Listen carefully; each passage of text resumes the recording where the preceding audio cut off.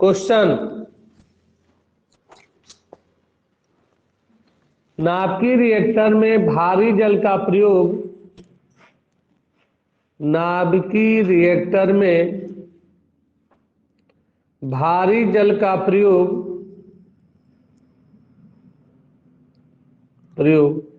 किस प्रकार किया जाता है?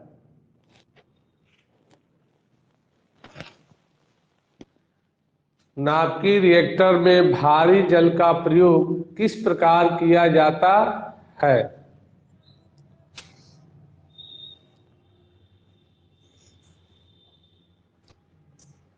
हाँ, इसमें सुनो, नाभिकीय रिएक्टर में भारी जल का उपयोग न्यूट्रॉन मंदक के रूप में किया जाता है, यानी न्यूट्रॉनों की गति को मंद करने के रूप में इसका प्रयोग किया जाता है। तो लिखेंगे, नाभिकीय रिएक्टर में भारी जल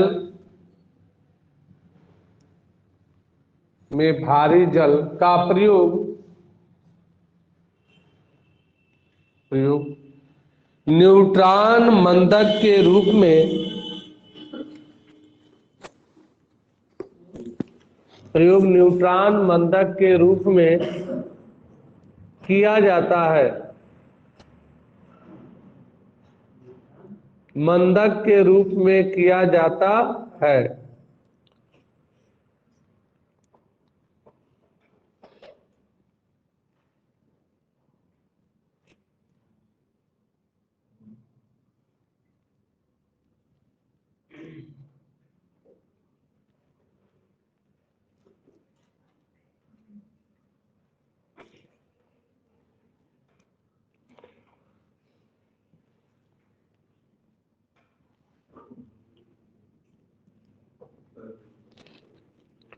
अगला क्वेश्चन,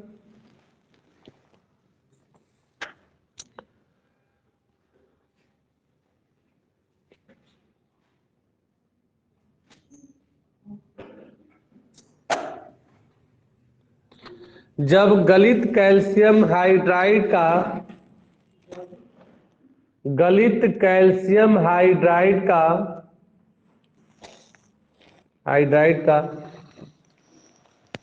विद्युत अपघटन किया जाता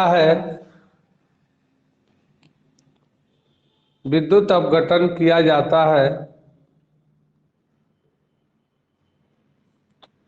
तो हाइड्रोजन एनोड पर प्राप्त होती है, क्यों?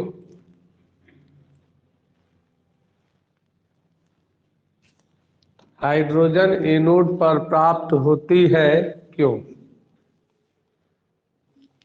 देखो अब, कैल्शियम हाइड्राइड का सूत्र होता है CaH2।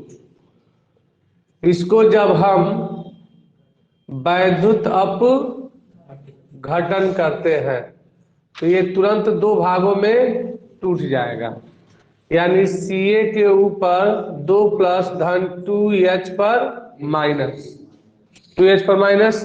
अब देखो, ये एनोड प्लेट है, एनोड प्लेट कैसा होता है? धनावेशित होता है। तो किसको आकर्षित करेगा? ऋणावेश को। तो ऋणावेश H पर 1 माइनस को आकर्षित करेगा। इस पर क्या है? इलेक्ट्रॉन की अधिकता है, 2 इलेक्ट्रॉन की अधिकता है, तो यह 2 इलेक्ट्रॉनों को त्यागेगा तो H2 हो जाएगा। और जो परमाणु और या आयन इलेक्ट्रॉन को त्यागते हैं, कौन सी अभिक्रिया? ऑक्सीकरण अभिक्रिया। ठीक है जी। और यहां पर ये कैथोड प्लेट है, तो कैथोड प्लेट कैसा होता है? ऋणावेशित। तो किसको आकर्षित करेगा? धनावेश को। तो Ca पर 2 प्लस को आकर्षित करेगा। 2 प्लस 2 इलेक्ट्रॉन की कमी है, तो ये त्यागे गए इलेक्ट्रॉन को क्या करेगा? ग्रहण करेगा, तो कैल्शियम में परिवर्तित हो जाएगा, अर्थात यह अपचयन हो जाएगा। तो ये रिएक्शन देंगे और कहेंगे, जब कैल्शियम हाइड्राइड का विद्युत अपघटन होते हैं तो क्या प्राप्त होता है? हाइड्रोजन आयन, H पर 1 माइनस आयन प्राप्त होता है, जिसका किस प्लेट पर? एनोड प्लेट पर अप ऑक्सीकरण के कारण यह हाइड्रोजन गैस किस प्लेट पर आकर्षित हो जाती है? एनोड प्लेट पर एकत्र हो जाती है। आसान है, रिएक्शन ही आपको नंबर पूरा दे देगा। ये आप जन्मे करते हो प्लस माइनस का अंतर, कोई दिक्कत? लिखेंगे कैल्शियम हाइड्राइड के विद्युत अपघटन में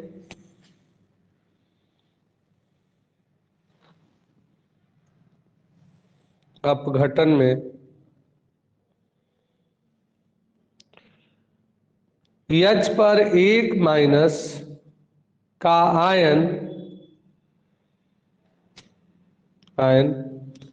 एनोड पर ऑक्सीकृत होकर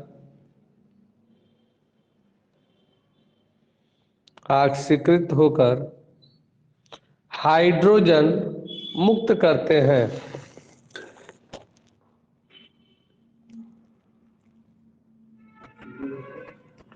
ऑक्सीकृत होकर हाइड्रोजन मुक्त करते हैं।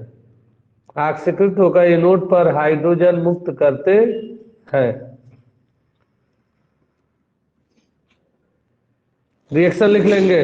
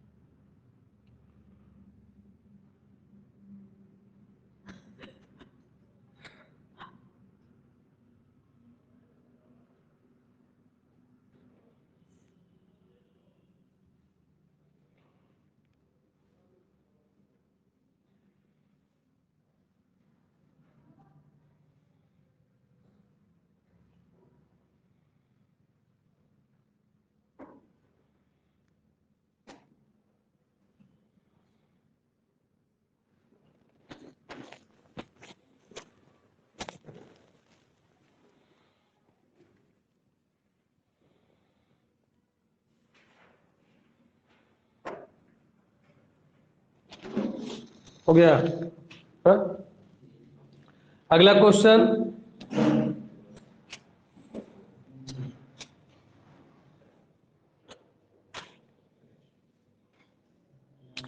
H2O2 का क्वथनांक अधिक होता है, क्यों?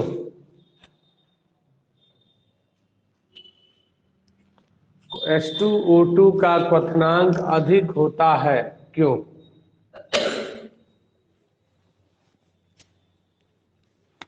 देखो, कोई भी यौगिक कह दे कि इसका क्वथनांक अधिक होता है क्यों, तो सबका एक आंसर। कौन सा बंध आपके एग्जाम में आया भी था? अंतरा अणुक हाइड्रोजन बंध। तो कहेंगे H2O2 के अणुओं के मध्य अंतरा अणुक हाइड्रोजन बंध पाए जाने के कारण हाइड्रोजन पेरोक्साइड का ये क्या हो जाते हैं? संगुणित हो जाते हैं। अतः इसका क्वथनांक क्या होता है? अपेक्षाकृत उच्च होता है। तो लिखेंगे H2O2 के अणुओं के मध्य अंतरा अणुक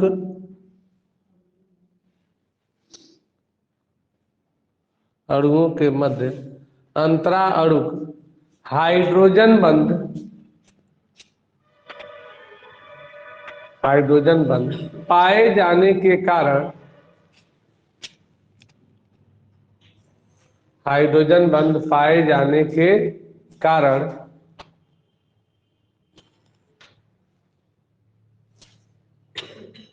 ये संगुणित हो जाते हैं।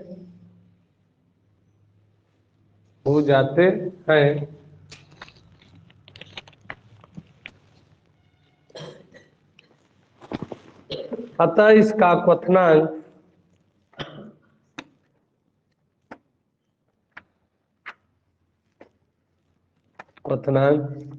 अपेक्षाकृत उच्च होता है।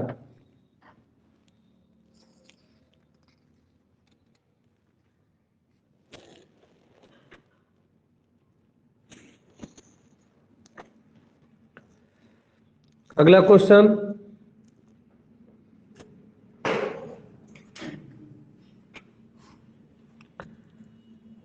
H2O2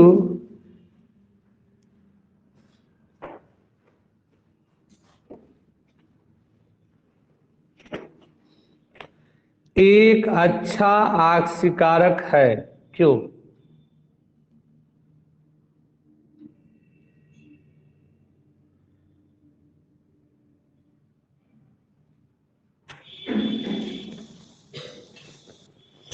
सुनो, H2O2 सरलता से अपघटित हो करके क्या देते हैं? नवजात ऑक्सीजन देने के कारण, नवजात ऑक्सीजन देने के कारण H2O2 एक अच्छा ऑक्सीकारक पदार्थ होते हैं। कंफर्म? तो लिखेंगे H2O2 सरलता से अपघटित होकर नवजात ऑक्सीजन देने के कारण, नवजात ऑक्सीजन देने के कारण ये अच्छे ऑक्सीकारक पदार्थ होते हैं। ऑक्सीकारक पदार्थ होते हैं।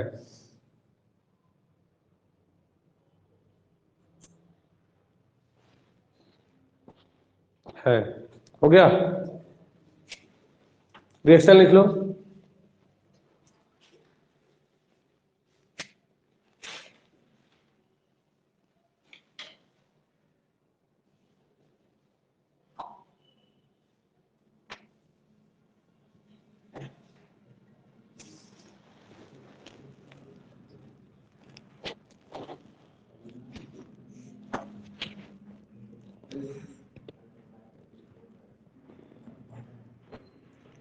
अगला, पराक्साइड तथा डाई ऑक्सीजन,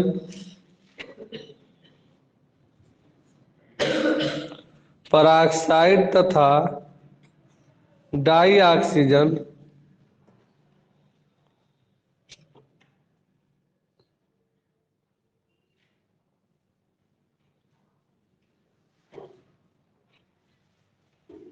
डाई ऑक्सीजन में विभेद कीजिए। विभेद कीजिए, अंतर बताइए।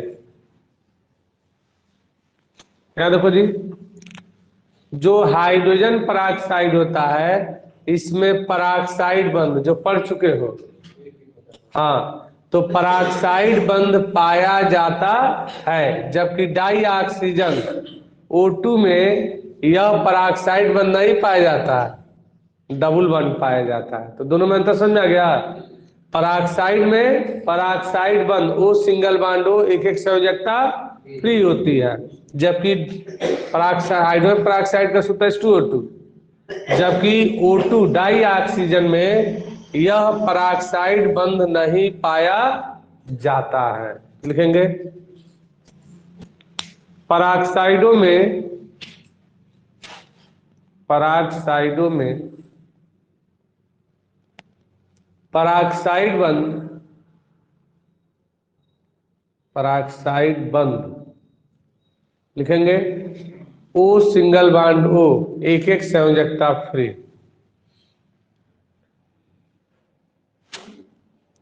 उपस्थित होता है,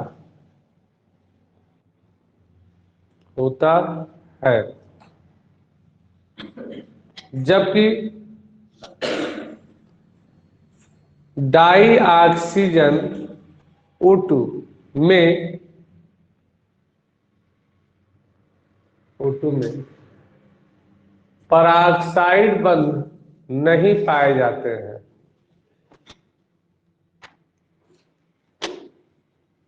पराक्साइड बंध नहीं पाए जाते हैं।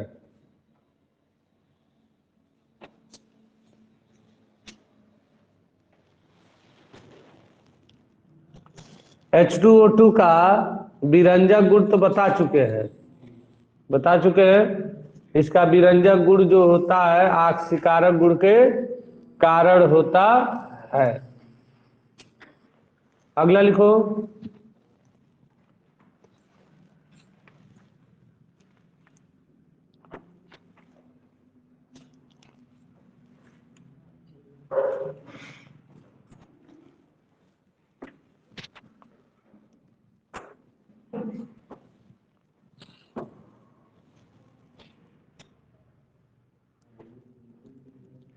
लिखेंगे क्या होता है जब, क्या होता है जब कोष्टक में केवल रासायनिक समीकरण दीजिए, केवल रासायनिक समीकरण दीजिए।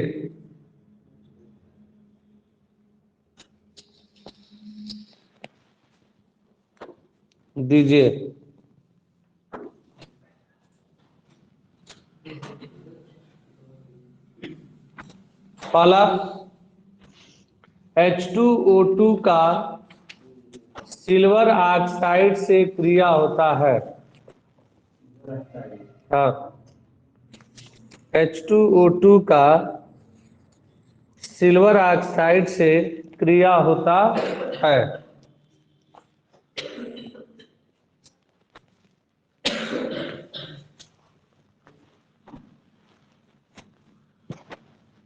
क्रिया होता है। यहां देखो जी, H2O2 का सिल्वर ऑक्साइड का सूत्र होता है Ag2O से क्रिया होता है। तो देखो H2O2 अब चाय की भांति कार्य करता है, और जब आप चाय की भांति कार्य करता है H2O2 तो यह क्या देता है, H2O प्लस O2 का निर्माण कर लेता है। तो ये क्या करता है, दूसरे पदार्थ से नवजात ऑक्सीजन को ग्रहण करता है, पहले बता चुके हैं। तो ये तुरंत Ag2O को सिल्वर धातु में क्या कर देगा, अपचयित कर देगा, और साथ में दो प्रोडक्ट जरूर बनते हैं। चलिए, अर्थात H2O प्लस O2 का निर्माण होता है। तो अब रिएक्शन देखो, 2 और 1 3 ऑक्सीजन, तो 2 और 1 3 ऑक्सीजन। केवल रिएक्शन देना, 1 नंबर आपको मिल जाएगा। और ऐसे आपके कितने रिएक्शन आएंगे, 5 रिएक्शन आपके एग्जाम में जरूर आएंगे। ठीक है, इसमें से एक आता है, 2 S ब्लॉक से आता है, 2 P ब्लॉक से आता है, यानी 5 रिएक्शन फिक्स है। 7वां क्वेश्चन या 6वां क्वेश्चन। ठीक है, तो लिख लेंगे।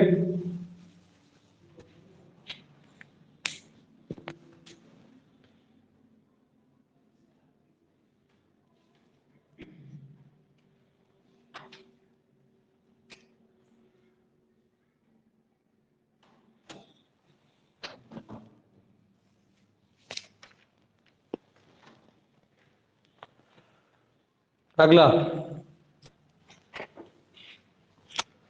पहला हो गया, दूसरा लिखो। फेरस सल्फेट के अम्लीय विलयन में, फेरस सल्फेट के अम्लीय विलयन में H2O2 प्रवाहित करते हैं। अम्लीय विलयन में H2O2 प्रवाहित करते हैं।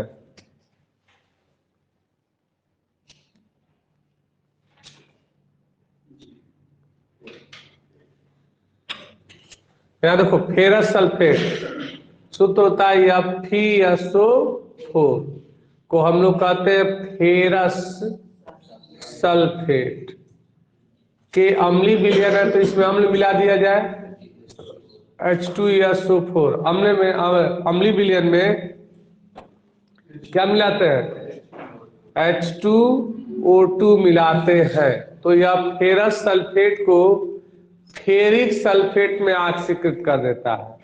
देखो, फेरस में Fe पर 2 प्लस होता है तो फेरस, Fe पर 3 प्लस होता है तो फेरिक। तो Fe पर 3 प्लस है तो संयोजकता 3, और सल्फेट के ऊपर 2 माइनस है तो 2, तो यह गुणा कर दो तो Fe कैट हो 2 गो, तो Fe2, और सल्फेट को गो 3 गो, तो Fe2SO4 का होल ट्रायस। इसको हम लोग क्या कहते हैं, फेरिक सल्फेट। अब रिएक्शन देखो जी, रिएक्शन आपका सल्फेट आपका 2 1 3 3 है, हाइड्रोजन 2 और 2 4, तो 2H2O जल बन गया ना। रिएक्शन बैलेंस, समीकरण ही बनाना है और समीकरण को बैलेंस भी करना है। 2 केस आपके सामने है, लिख लो।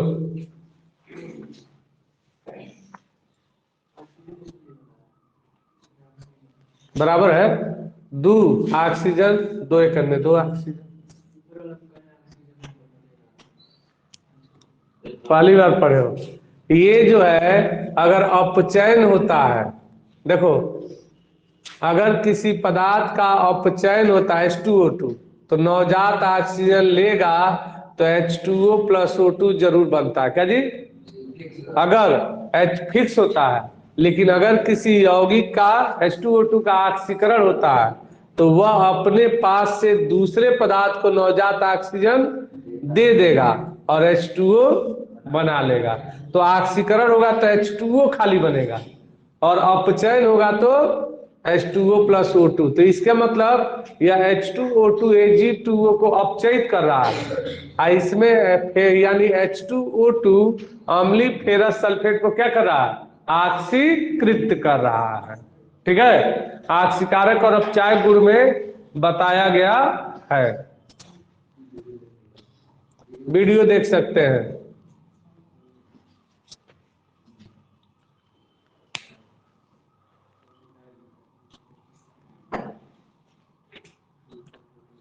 और 1 लोग 5 लोग 5 को सब्सक्राइब करें।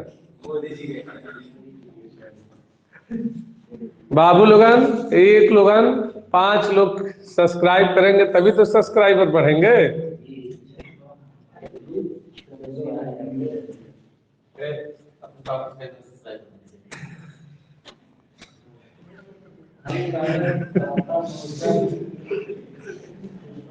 अगला H2O2 को KMnO4 के अम्लीय विलयन में मिलाया जाता है।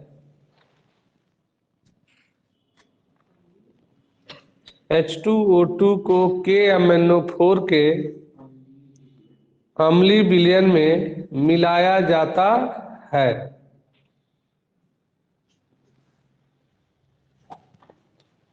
क्या देखो,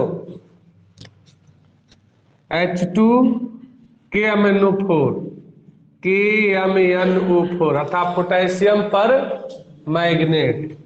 H2O2 को KMnO4 के अम्लीय विलयन है तो अम्ल मिला दो H2SO4। किसको मिलाते हैं, KMnO4 के अम्लीय विलयन में H2O2 मिलाते हैं। तो देखो ये हमको लग रहा है कि यह इसको अपचयित कर रहा है। क्या जी, ये इसको अपचयित, तो अपचयित करेगा तो क्या बनेगा H2O। तो देखो यहाँ पर इसको तोड़ेंगे तो यहाँ से टूटेगा। देखो K पर 1 प्लस MnO4 पर 1 माइनस, अगर 2 से मल्टीप्लाई कर देंगे तो 2 गो प्लस SO4 पर 2 गो माइनस, तो क्या बन जाएगा K2SO4 पोटेशियम सल्फेट।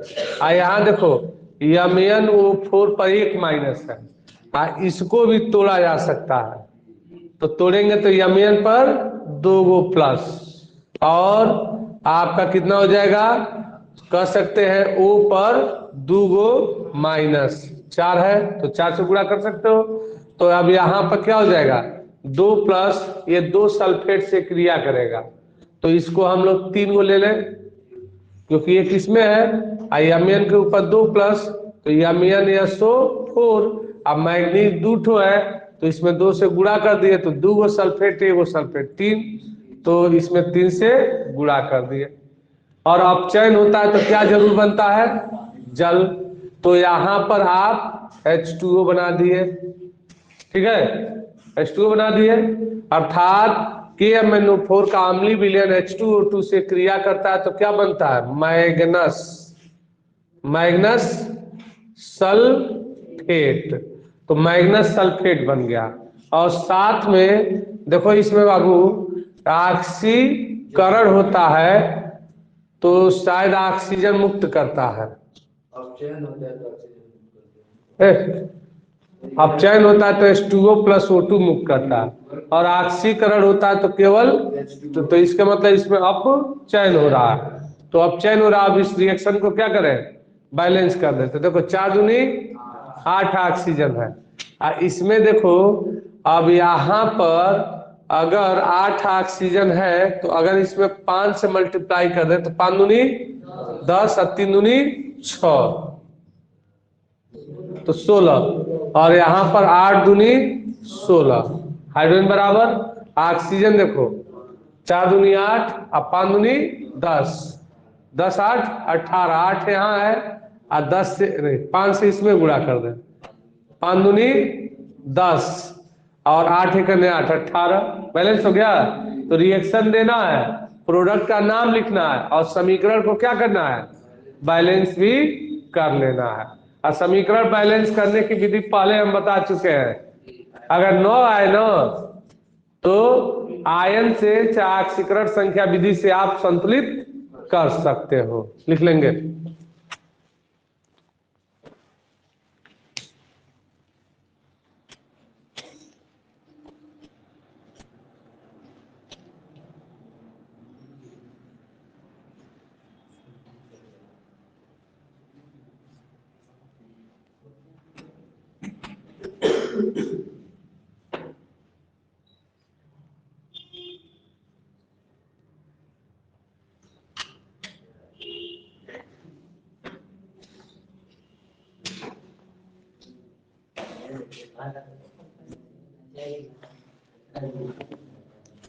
अगला, लेड सल्फाइड में H2O2 मिलाते हैं। लेड सल्फाइड, लेड सल्फाइड में H2O2 मिलाते हैं। H2O2 मिलाते हैं, यहां देखो लेड सल्फाइड PbS, इसको कहते हैं लेड सल्फाइड में हम क्या मिलाते हैं, H2O2 मिलाते हैं। तो देखो बाबू, जब H2O2 का अप ऑक्सीकरण होता है तो H2O बनता है प्लस नवजात ऑक्सीजन, और लेड सल्फेट का सूत्र होता है PbSO4, इसको क्या कहते हैं, लेड सल्फेट। तो देखो कितने ऑक्सीजन ग्रहण कर रहा है, 4, तभी ना SO4 बन रहा है, बोलो। इसमें एक को ऑक्सीजन नहीं है, ठीक है, यानी लेड सल्फाइड H2O2 से क्रिया करता है। तो लेड सल्फाइड जब H2O2 से क्रिया करता है तो लेड सल्फेट बनेगा। तो 4 ऑक्सीजन, तो इसमें किसे गुणा कर देंगे, यानी 4 से, सॉरी 4 को चाहिए ना, तो 4 नवजात ऑक्सीजन, और 4 नवजात ऑक्सीजन किसको दे देगा, यस को, तो PbSO4, तो कितना जल बना, 4, तो +4H2O। कन्वर्जन में क्या लिखे थे, ये लिखे थे लेड सल्फाइड H2O2 से क्रिया करता है, हाँ, तो क्या बनता है, लेड सल्फेट। रिएक्शन लिख लो।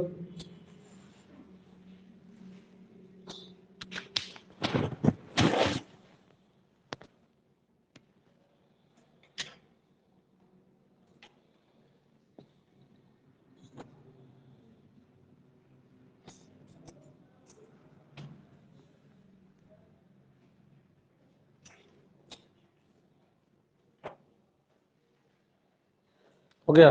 अगला, क्षारीय पोटेशियम फेरी साइनाइड, क्षारीय पोटेशियम फेरी साइनाइड और H2O2 की क्रिया होती है। क्षारीय पोटेशियम फेरी साइनाइड और H2O2 की क्रिया होती है। क्या देखो, पोटेशियम फेरी साइनाइड का सूत्र होता है, ये सब यौगिकों का सूत्र तो सबको याद होना चाहिए। तो पोटेशियम फेरी साइनाइड का सूत्र होता है K3FeCN का हेक्सा। इसको कहते हैं पोटेशियम और फेरी साइनाइड, और क्षारीय है तो किससे क्रिया करेगा? KOH प्रबल क्षार से। और कौन क्रिया करता है? क्षारीय पोटेशियम फेरी साइनाइड से कौन क्रिया करता है? H2O2। तो देखो ये इसको अपचयित करेगा, और जब अपचयित करता है तो दो प्रोडक्ट बनता है H2O प्लस O2। तो ये फेरी बदलता है फेरो में, कहीं फेरी रहेगा तो फेरो में बदलेगा, फेरस रहेगा तो फेरिक में बदलेगा। जैसे अभी ये पढ़े थे फेरस सल्फेट फेरिक सल्फेट में बदला था। तो K3FeCN को हेक्सा को कहते हैं पोटेशियम फेरी साइनाइड। इसी को लिखेंगे K4FeCN का हेक्सा। इसको हम लोग पढ़ते हैं पोटेशियम फेरोसाइनाइड। तो पोटेशियम फेरोसाइनाइड, और साथ में यह हो जाता है, इसमें अगर 2 से मल्टीप्लाई करें और इसमें 2 से, तो 3 दूनी 6 2 8 पोटेशियम। तो इसमें 2 से मल्टीप्लाई कर दो, 4 दूनी 8 पोटेशियम। हाइड्रोजन देखो 2 और 2 4 हाइड्रोजन, तो प्लस 2H2O। ठीक है, और ऑक्सीजन कितना हुआ? 2 2 4, तो प्लस O2 क्या हो जाएगा? मुक्त हो जाएगा। तो फेरी किसे बदला? फेरोसाइनाइड में परिवर्तित हो गया। रिएक्शन लिख लेंगे।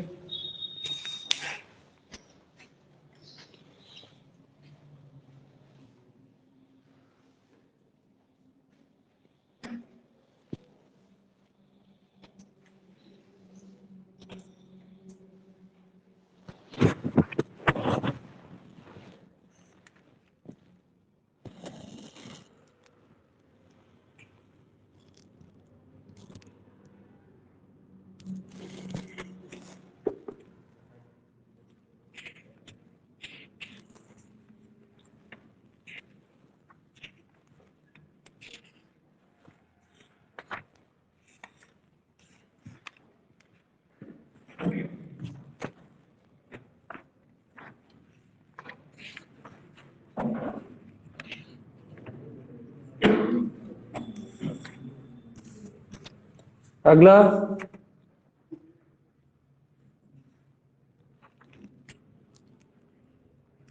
NaOH की उपस्थिति में NaOH की उपस्थिति में क्रोमियम हाइड्रॉक्साइड की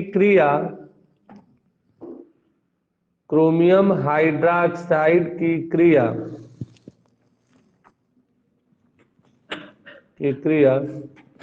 H2O2 से होती है।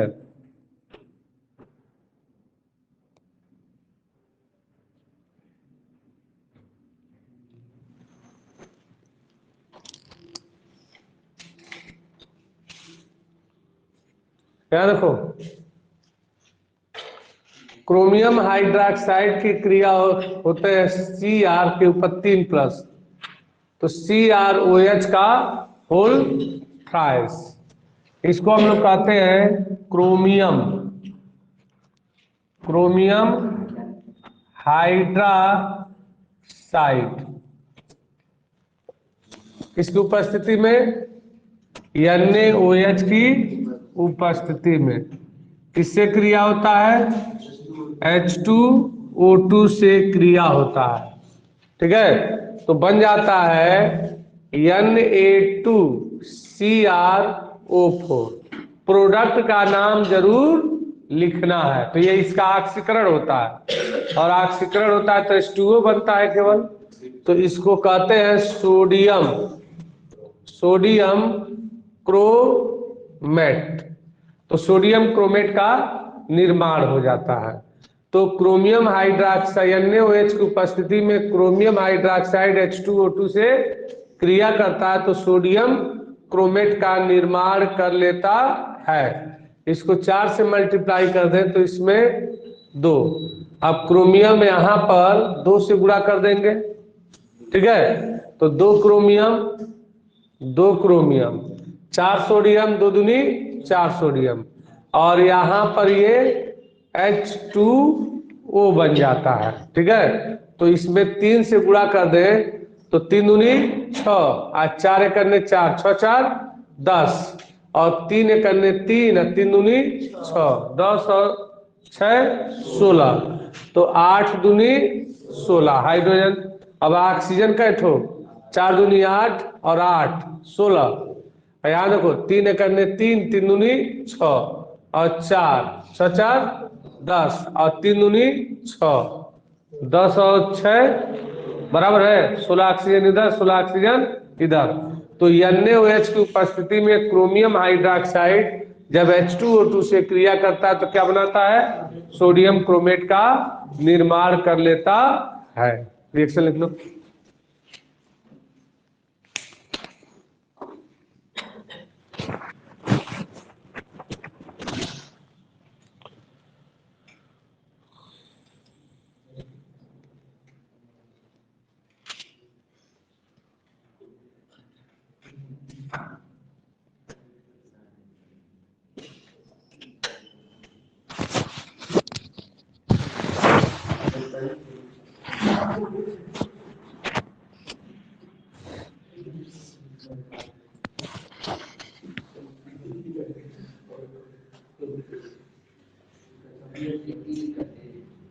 अभी जांच कर रहे हैं। अगला H2O2 की क्रिया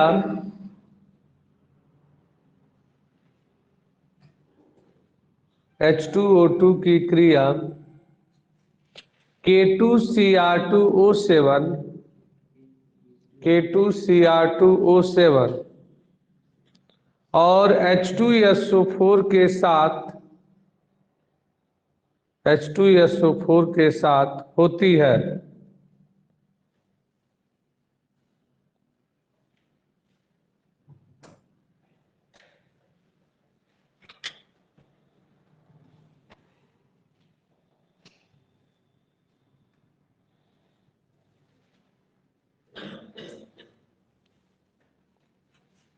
देखो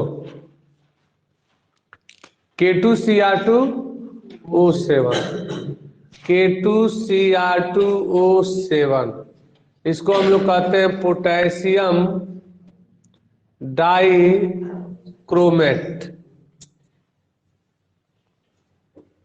K2Cr2 और H2SO4 H2SO4। पहले देखो इन दोनों को पहले यह अभिक्रिया 2 पदों में पूर्ण होती है। पहले पोटेशियम के ऊपर 2 प्लस SO4 के ऊपर 2 माइनस, तो बन जाएगा K2SO4 पोटेशियम सल्फेट। अब यहाँ देखो यहाँ टूटता है K पर प्लस Cr2SO4 पर 2 माइनस, 2 प्लस 2 पोटेशियम है 2 प्लस 2 माइनस, H पर प्लस SO4 पर माइनस, तो प्लस वाला माइनस से माइनस वाला प्लस से जुड़ जाएगा तो 2 प्रोडक्ट बनेगा K2SO4 और एक H2Cr2O7, ठीक है, H2Cr2O7। के रहता है तो पोटेशियम डाइक्रोमेट, H2 हो गया तो हाइड्रोजन डाइक्रोमेट, तो इसका नाम क्या है, हाइड्रोजन डाइक्रोमेट। तो हाइड्रोजन डाइक्रोमेट का निर्माण कर लिया, कंफर्म। अब जब हाइड्रोजन डाइक्रोमेट का निर्माण कर लिया तो इस हाइड्रोजन डाइक्रोमेट को लीजिए, अर्थात H2Cr2O7 को किससे क्रिया कराइए, अभी एक तो बचा है H2O2, 2 पदों में होता है तो H2O2 से क्रिया करता है तो ब्लू पर क्रोमेट बनाता है, जो ऑक्सीकरण संख्या में आप लोग पढ़े थे Cr O5, CrO5। इसको हम लोग क्या कहते हैं? ब्लू पर क्रोमेट।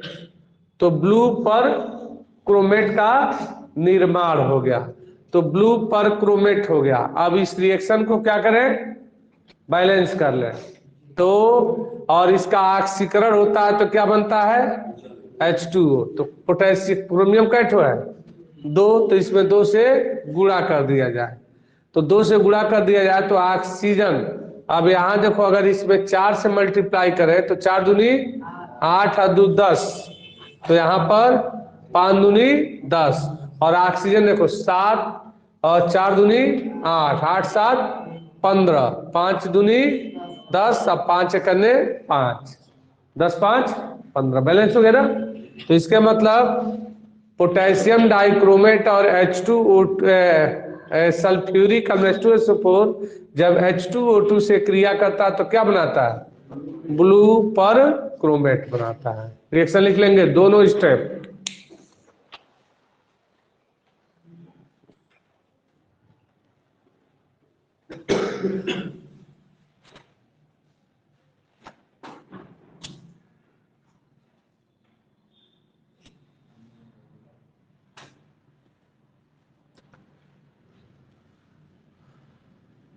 हो गया?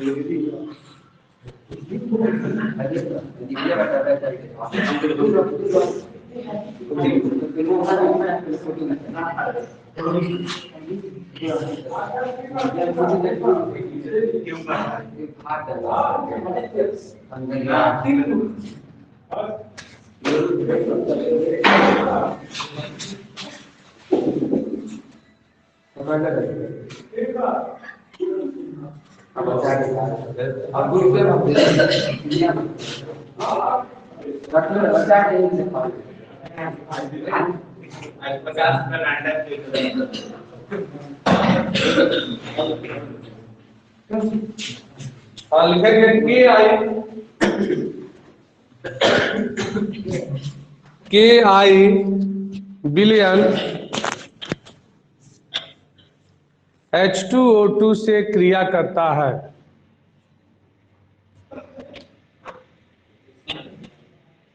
Ki बिलियन H2O2 से क्रिया करता है। यहां देखो, Ki का मतलब होता है पोटेशियम आयोडाइड। पोटेशियम आयोडाइड किससे क्रिया करता है? H2। लेकिन केस ये H2O2 से क्रिया ही नहीं करेगा बिना अम्ल की उपस्थिति में। तो अम्ल की उपस्थिति होना चाहिए। तो अम्ल में क्या मिलाएंगे? H2SO4 से कौन क्रिया करता है? H2O2 क्रिया करता है। तो H2O2 क्रिया करता है, तो अब देखो यहां पर क्या हो जाएगा, इसमें 2 से मल्टीप्लाई कर दोगे तो Ki जो होता है I2 में अपचयित हो जाता है। K के ऊपर 2 प्लस ये सल्फेट से क्रिया करेगा तो क्या बन जाएगा? K2SO4। अब प्लस किसमें बदल जाएगा? I2। और इसका ऑक्सीकरण हो रहा है तो क्या बनता है? H2O। तो प्लस H2O बन जाता है। अब इस रिएक्शन को क्या करेंगे? बैलेंस करेंगे। हाइड्रोजन 2 और 2 4 है तो 2H2O। ऑक्सीजन देखो 2 है तो यहाँ पर 2 है, आयोडीन 2 है, आयोडीन 2 है, और ये बराबर है। तो KiH2O2 विलयन से क्रिया करता है तो क्या बनाता है? आयोडीन का प्रोडक्ट का जरूर नाम लिख देना है, ठीक है, लिख लेंगे।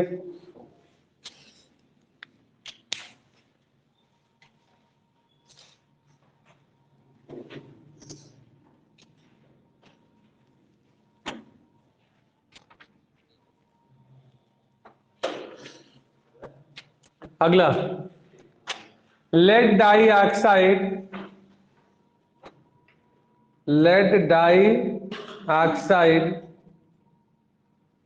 H2O2 के साथ क्रिया करता है।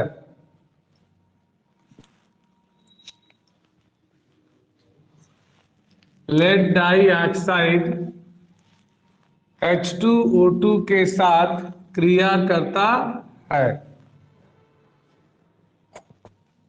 देखो, लेड डाइऑक्साइड का सूत्र होता है PbO2, ठीक है। PbO2 को क्या कहते हैं? लेड डाइऑक्साइड चाहे लेड पराक्साइड, इसी को लेड पराक्साइड भी कहते हैं, चाहे लेड डाइऑक्साइड कहते हैं।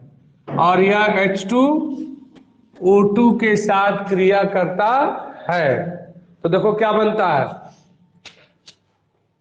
क्रिया करेगा तो ये लेड ऑक्साइड में PbO, लेड ऑक्साइड में अपचयित हो जाएगा।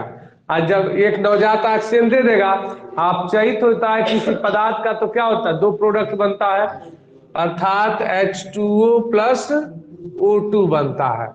तो रिएक्शन देखो, 4 ऑक्सीजन है तो 1 1 2 और 2 4 ऑक्सीजन, बैलेंस है ना, लिख लेंगे।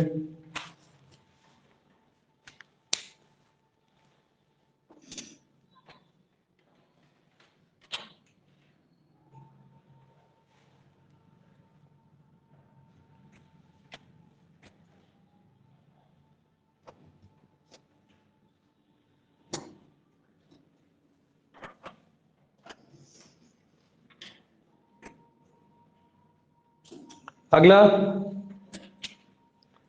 H2O2 के साथ H2O2 के साथ सोडियम कार्बोनेट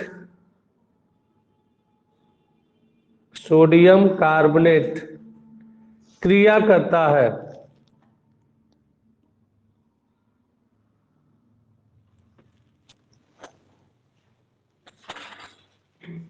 देखो, सोडियम कार्बोनेट का सूत्र होता है Na2CO3, इसको कहते हैं सोडियम कार्बोनेट।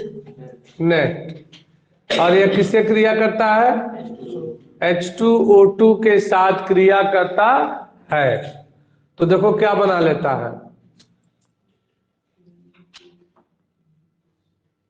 ये सोडियम पराक्साइड बना लेगा, Na2O2, इसको क्या कहते हैं? सोडियम पराक्साइड का निर्माण कर लेगा। और साथ में यह देखो, ये एक इसमें से CO3 में से एक ऑक्सीजन निकल जाए तो क्या हो जाएगा? CO2, कार्बन डाइऑक्साइड गैस का निर्माण कर लेगा। और यहाँ पर हाइड्रोजन जो है ऑक्सीजन से क्रिया करे तो प्लस H2O। अब रिएक्शन को बैलेंस करेंगे तो 3 2 5 ऑक्सीजन है, 2 2 4 1 5 ऑक्सीजन, बैलेंस हो गया, लिख लो।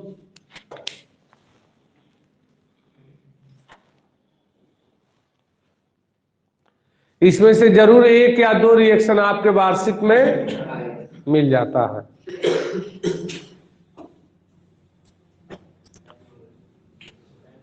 अगला, अम्लीय पोटेशियम फेरिसाइनाइड, अम्लीय पोटेशियम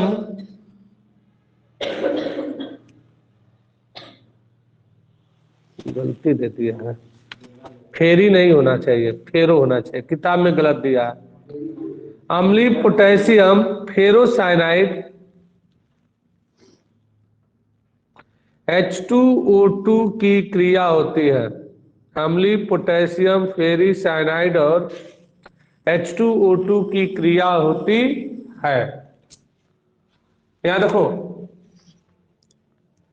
K4 अभी जस्ट बता है, K4FeCN का हेक्सा, इसको हम लोग कहते हैं पोटेशियम फेरो साइनाइड।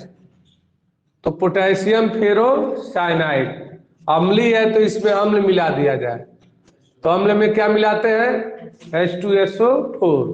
किससे क्रिया करता है? तो H2O2 से क्रिया करता है। तो फेरो किससे बदल जाता है जी? फेरी में।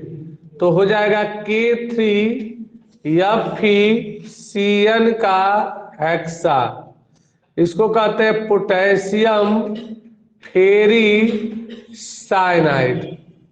तो पोटेशियम फेरी साइनाइड में बदल जाएगा और ऑक्सीकरण हो रहा है, तो क्या बनता है? H2O। तो प्लस H2O का निर्माण हो जाता है। इस रिएक्शन को क्या करें? बैलेंस कर लें। इस रिएक्शन को क्या कर लें? बैलेंस कर लें। तो इस रिएक्शन को जब बैलेंस करेंगे तो देखो यहां पर इसमें से K जो है सल्फेट से क्रिया करेगा, तो क्या बन जाएगा? K2SO4। तो K2SO4, अब देखो पोटेशियम 4 दूनी 8, यहां पर 3 दूनी 6 और 2 8, सल्फेट 1, अब हाइड्रोजन 2 और 2 4, तो इसमें 2 से गुणा कर दिए 4, ऑक्सीजन 2 ऑक्सीजन 2, बैलेंस हो गया ना? रिएक्शन लिख लेंगे।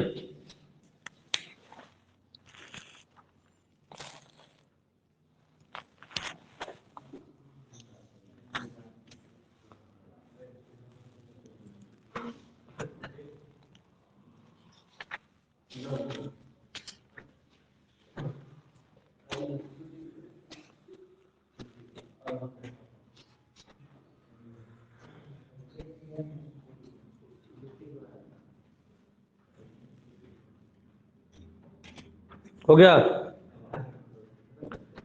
अगला लिखो क्वेश्चन, निम्न को कैसे प्राप्त करेंगे? क्वेश्चन है, निम्न को कैसे प्राप्त करेंगे? पुस्तक में केवल समीकरण दीजिए। केवल समीकरण दीजिए। पहला,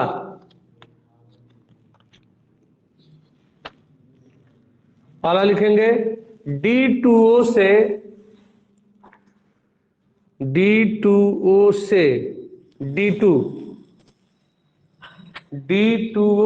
D2O का मतलब भारी जल से D2 का मतलब भारी हाइड्रोजन। देखेंगे D2O को क्या कहते हैं?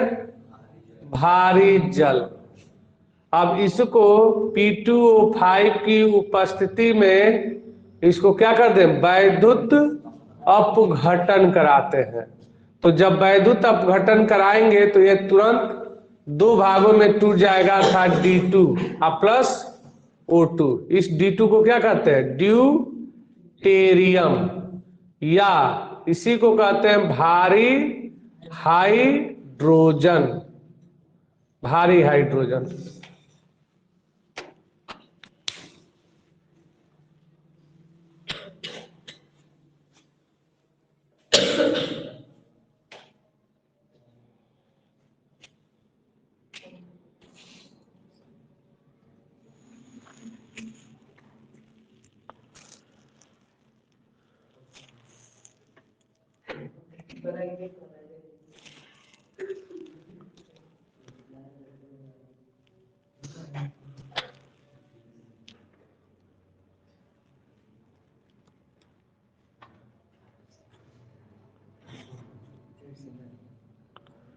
अगला,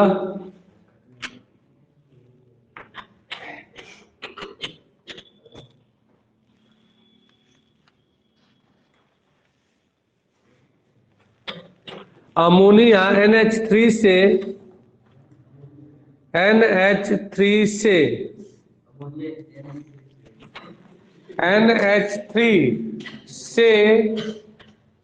DH3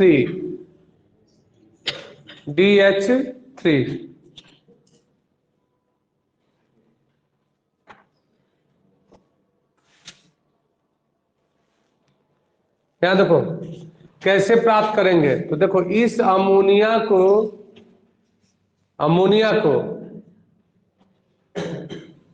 यहां पर D2 का मतलब भारी हाइड्रोजन।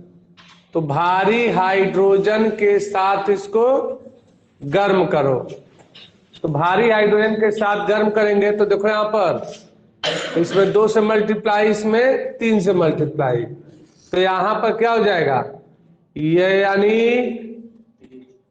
अमोनिया से DH3 ना, तो देखो ये ड्यूटेरियम हाइड्रोजन से क्रिया करेगा।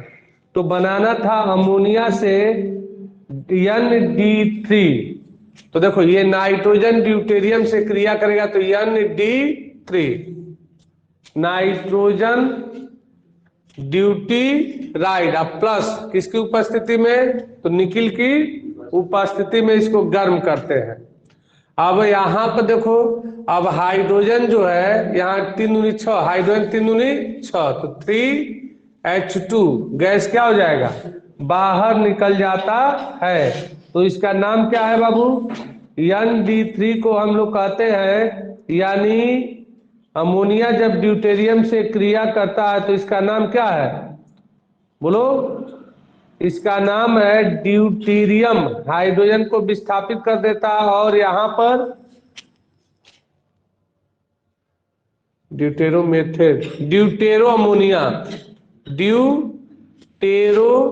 अमोनिया का क्या कर लेता है, निर्माण कर लेता है। ड्यूटेरो अमोनिया कहते हैं।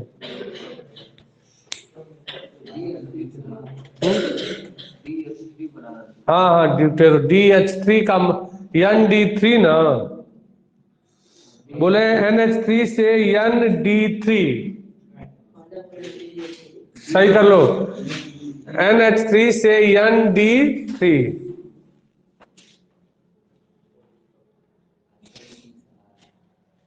अगला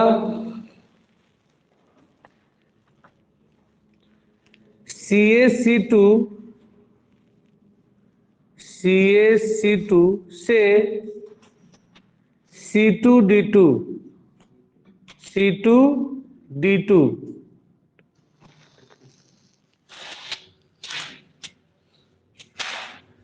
देखो CaC2 से CaC2 इसको कहते हैं कैल्शियम कार्बाइड।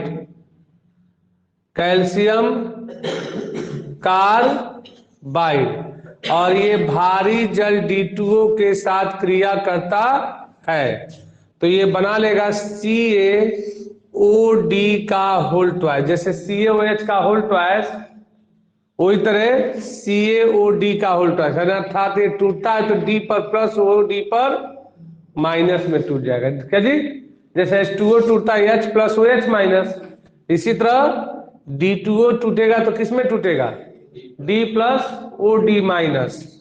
तो OD माइनस Ca पर 2 प्लस से क्रिया करेगा तो बना लेगा। और CaC2 2 ड्यूटेरियम बचा कि नहीं बचा, तो यहां पर C2 और D2, इसको क्या कहते हैं C2D2। तो C2D2 को हम लोग क्या पढ़ते हैं, तो C2D2 को हम लोग पढ़ सकते हैं ड्यूटेरो एसिटिलीन। इसको क्या कहते हैं, ड्यूटेरो एसिटिलीन। तो ड्यूटेरो एसिटिलीन का निर्माण हो जाता है।